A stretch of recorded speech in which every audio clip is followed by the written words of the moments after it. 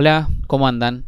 En este segundo video vamos a charlar sobre direccionamiento y cuestiones relacionadas a las URLs y enlaces. Cuando hablamos de direccionamiento nos referimos principalmente al concepto central de hipermedia, que son las URLs o links que vienen del acrónimo en inglés Uniform Resource Locator, que son los famosos enlaces, links que conocemos de la web. Principalmente, como ya habíamos visto en el repaso, es la implementación tecnológica del concepto de hipertexto en HTTP. El objetivo final de una URL es poder enlazar de forma unívoca a un recurso o documento y de esta manera poder referenciarlo desde otras páginas o desde la misma página. Un ejemplo de una URL de YouTube es la que vemos en las barras de direcciones de los navegadores. Por ejemplo, en este caso tenemos una URL de YouTube. También la podemos ver habitualmente dibujada o renderizada por el navegador en un documento web vía el tag HTMLA, cuyo contenido en href es la URL que tenemos a la cual apunta, mejor dicho, y después tenemos un texto asociado a esa URL que es el que está adentro del tag A. El tag A acepta otros atributos además de href, los cuales serán vistos en su momento en la parte práctica que van a ver con Pablo. Puntualmente, una vez que está renderizado ese link, por ejemplo ahí abajo, se ve de esta manera. Como enlace, vemos que por ejemplo el comportamiento por defecto del navegador es cambiar el cursor a la mano, y abajo a la izquierda también se puede visualizar. Perdón, ahí no se ve porque estoy en el video. Si me corro temporalmente, pueden ver que ahí abajo a la izquierda se ve el link al que apunta, que es el mismo que les planteaba en el ejemplo. En el web server la URL no está de la misma manera porque no la vemos dibujada y no es interactiva, pero se representa generalmente como configuración del web server, como una posibilidad, y obviamente en los recursos alojados. Esto es, el HTML que se encuentra del lado del servidor tiene el link entre su estructura en forma de tag, el cual no es interactuable porque obviamente está en el servidor y está esperando ser transferido a algún navegador para así poder ser usable en forma de link. Y en la petición HTTP, ¿dónde podemos ver la URL? Bueno, principalmente en la parte de la línea de petición, después del método, en este caso get. En la URL tenemos la parte después del dominio, que es /oferta.html, y en consonancia con eso tenemos la cabecera host, que en este caso pone el dominio. Vamos a discutir un poco más sobre la cabecera host en el siguiente video cuando hablemos de servidores web, pero básicamente la URL se expresa en esos dos valores de headers de la petición. En la estructura de la URL más genérica que podemos plantear, tenemos al principio un concepto que es esquema, que típicamente vemos HTTP o HTTPS, dos puntos / es fijo, y ahí tenemos a continuación el host, que en general puede ser una IP o un dominio que resuelva una IP. Opcionalmente puede haber un puerto separado del host por el símbolo o el carácter de dos puntos, y a partir de ahí comienza a aparecer un path que comienza con una barra luego de terminar la parte de host. Todo lo que venga a continuación separado por n barras va a ser considerado path o camino, y una vez que termine la última barra empieza una serie de secciones cuya relevancia es relativa. URL params no va a ser relativa, query string la vamos a utilizar mucho a lo largo de la materia, y fragment va a ser también utilizada. Bueno, como decía anteriormente, los esquemas válidos son HTTP, HTTPS, también existe mail-to, que lo que hace por estándar es abrir el cliente de correo electrónico que tenga configurado el equipo por defecto y arma para escribir un mail al mail que esté linkeado en esa URL. El formato es un poco distinto porque es mail-to, dos puntos y un correo, una dirección de correo electrónico válida, quise decir. Todas las partes que vemos en corchete son opcionales. Por ejemplo, el puerto es opcional. De hecho, si ponemos HTTP, por defecto se asume puerto 80. Si ponemos HTTPS, por defecto se asume puerto 443. y la parte de query string puede o no puede estar, fragment también y URL params también. Volviendo a URL params, hoy en día no se usa en la web, se usa en otros protocolos que también utilizan URLs, pero no en la web. En la web no vamos a ver enlaces con esa sección separada por punto y coma, o al menos no es lo habitual.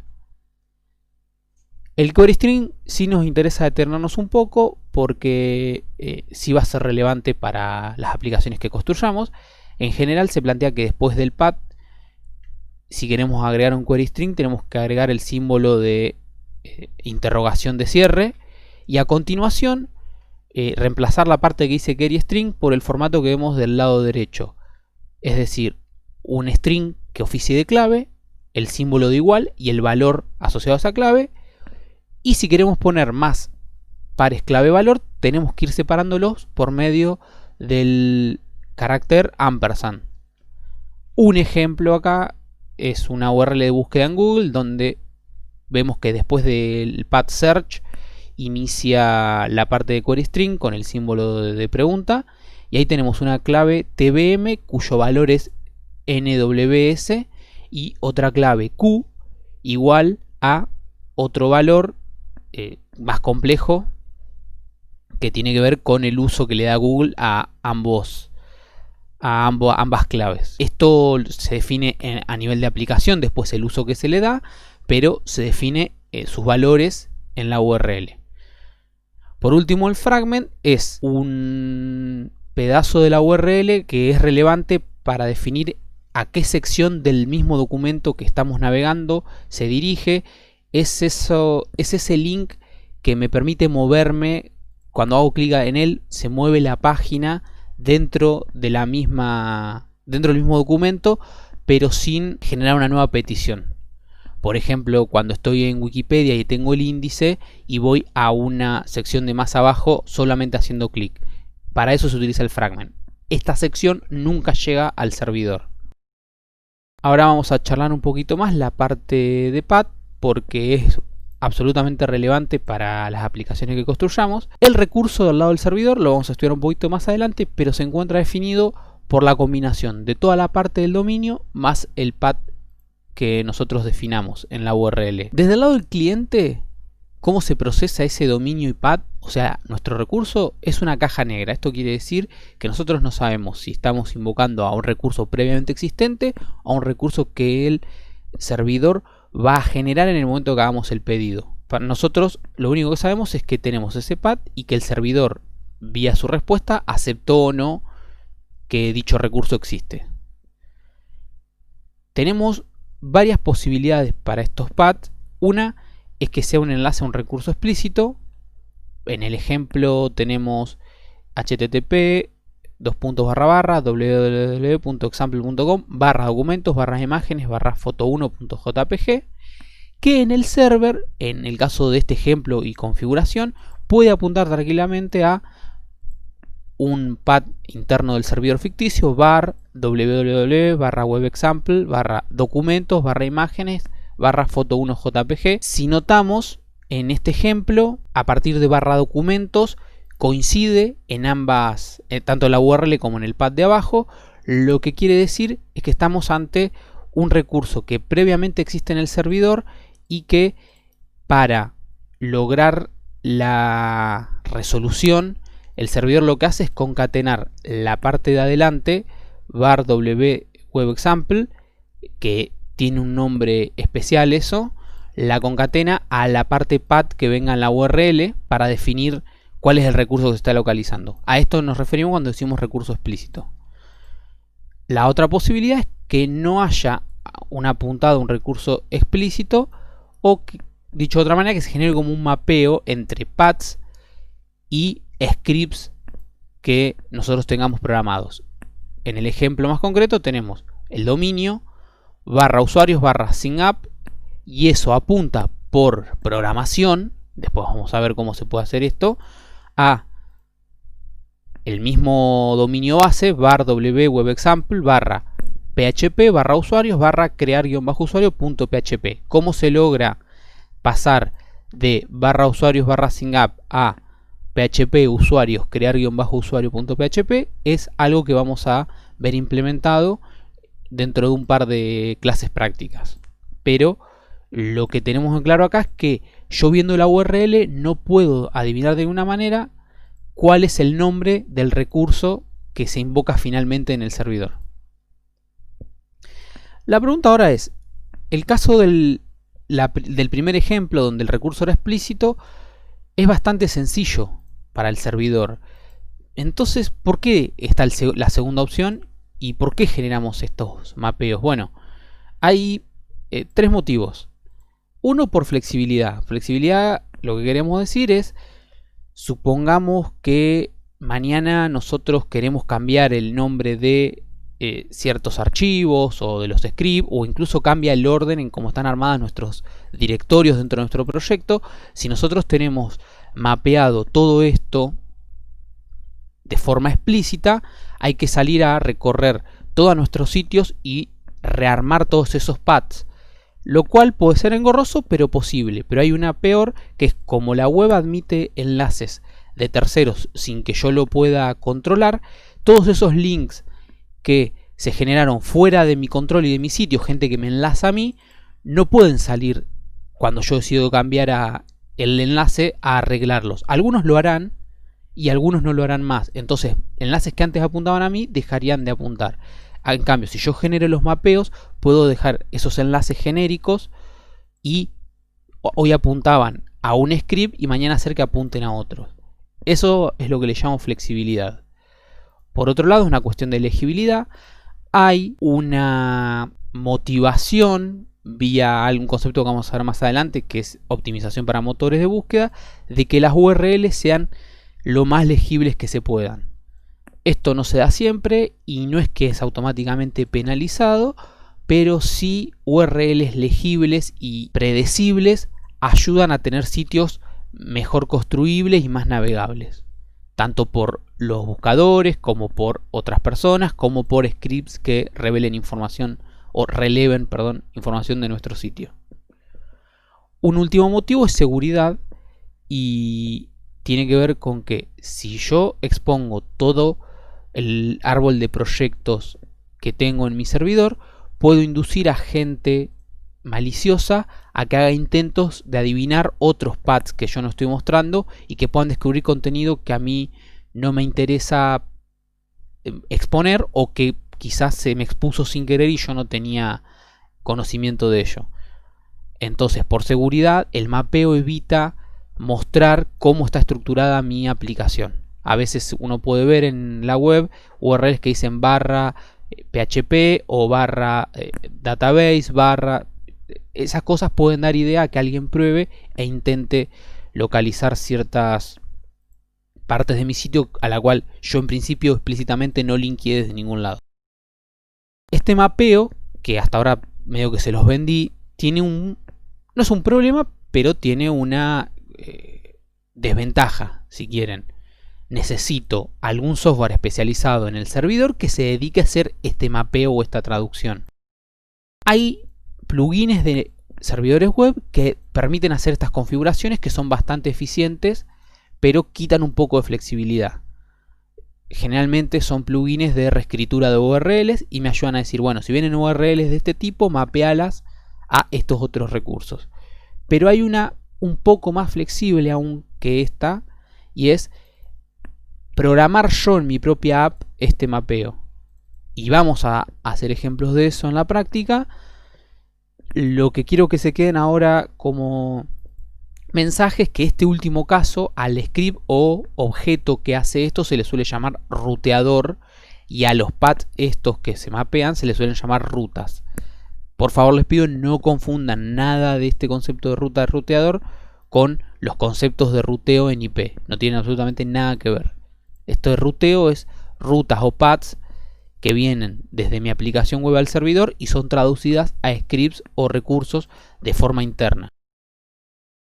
Bueno, pasando a otro tema, quería charlar un poco de tipos de URL, donde en principio cuando hablo de tipos hablo de...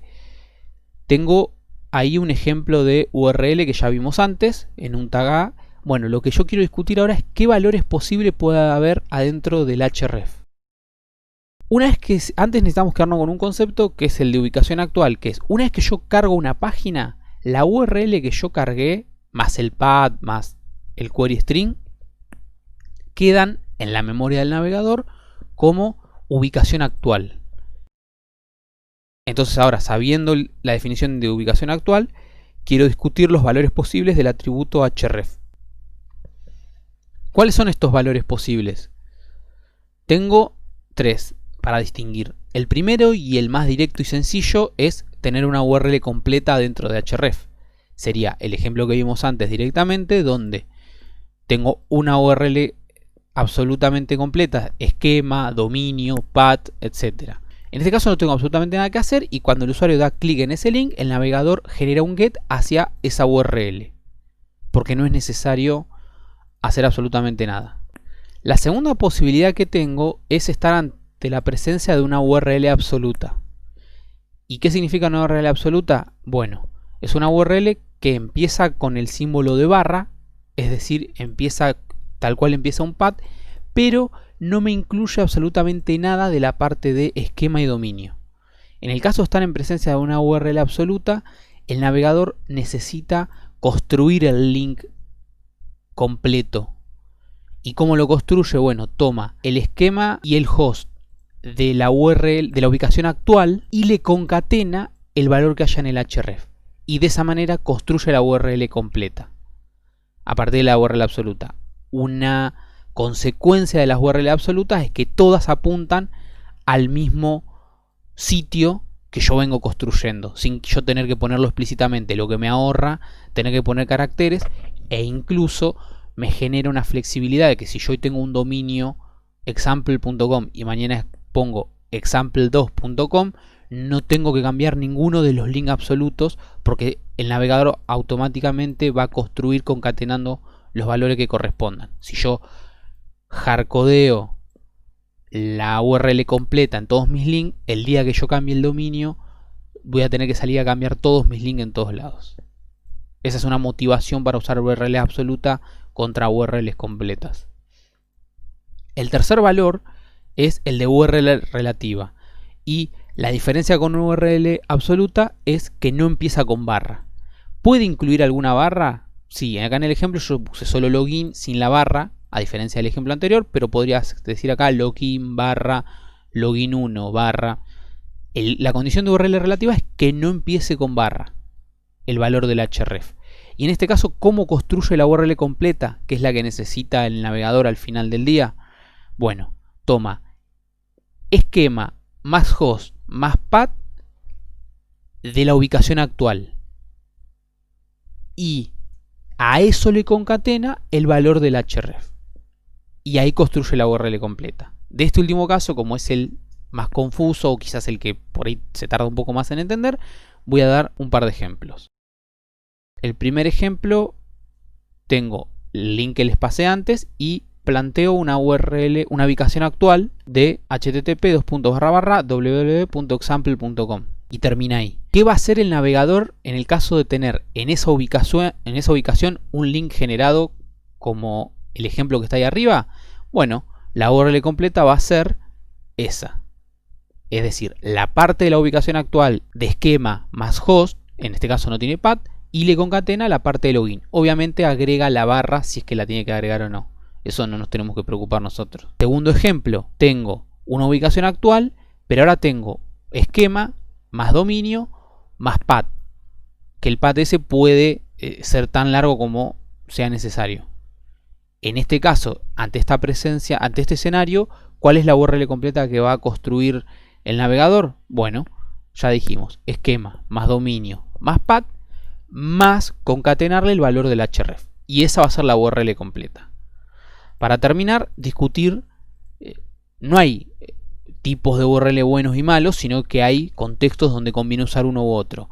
En general, yo veo una buena utilidad de URLs completas cuando yo estoy enlazando a sitios externos, por obvios motivos, porque no puedo generar links a sitios externos si no son completos. Entonces ahí no tengo ningún problema y enlazo de forma completa sin ningún tipo de inconveniente.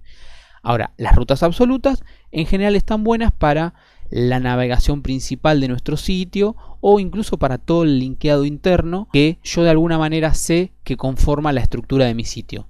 Y las relativas, quizás como una idea, dejarlas para aquellas partes de mi sistema que yo por ahí quiero reutilizar en otros lados. Como las URLs relativas se van a construir en función de dónde estén, si yo quiero reutilizar ciertas partes de mi sistema en diferentes paths, pero que los subpaths internos sean equivalentes, me va a convenir dejarlos todos de forma relativa. De esa manera, no importa en qué lado esté del sitio, se van a armar de forma adecuada. Es típico el uso de URLs relativas en la creación de librerías que generan enlaces, porque como una librería, una persona la puede poner en la raíz y otra persona la puede poner 3 directorios abajo en la jerarquía de las URLs del path, entonces no hay manera de saber de antemano y no puedo obligar yo como creador de la librería a que se pongan en la raíz, porque cada persona utiliza el código como le conviene o como pensó su software de mejor manera que pudo. Entonces un caso típico de URLs relativas es aquellos pedazos de código que son altamente reutilizables en otras partes de ese sitio o de otros sitios. Por último, un par de ejemplitos medios rápidos. Bueno, ya hablamos de enlaces en los tags, en el valor del href, y el texto visible va a reemplazar la URL por ese texto. Después tenemos otro lugar donde se ven URLs, es en el atributo src de la imagen. En el tercer ejemplo es un recurso CSS, es el tag link, y tiene un atributo href donde se linkea el recurso CSS en cuestión. Y el último ejemplo que les puse acá es un iframe, que tiene también un src que apunta en este caso a una URL absoluta de algún otro lado. No son los únicos ejemplos de URLs, hay muchos más, solamente quería mostrarle algunos, y que URL no es solo href del tag A, sino todos estos y otros más son URLs dentro de nuestro sitio, que funcionan con la misma lógica que explicamos anteriormente.